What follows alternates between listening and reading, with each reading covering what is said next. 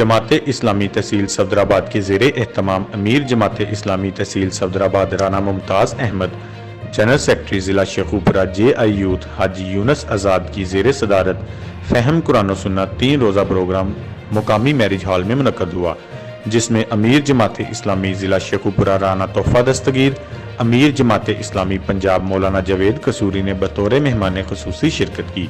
اس موقع پر 3 دن قرآن کریم کی تفصیل اور ترجمہ کے ساتھ کارکنوں کو درس دیا گیا اور کارکنوں کو قرآن و سنت کے مطابق زندگی گزارنے کی ترویج دی گئی۔ کارکنوں کی بڑی تعداد نے شرکت کی اور درس قرآن سنا۔ اس موقع پر امیر جماعت اسلامی پنجاب مولانا جاوید قصوری نے خطاب کرتے ہوئے کہا کہ ملک پاکستان کی بقا قرآن و سنت پر عمل پیرا ہو کر ہی ہے۔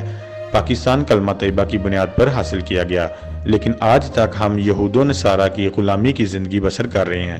ہم قرآن کریم کے احکامات پر عمل پیرا ہو کر اپنی زندگی کو بدلنا ہوگا۔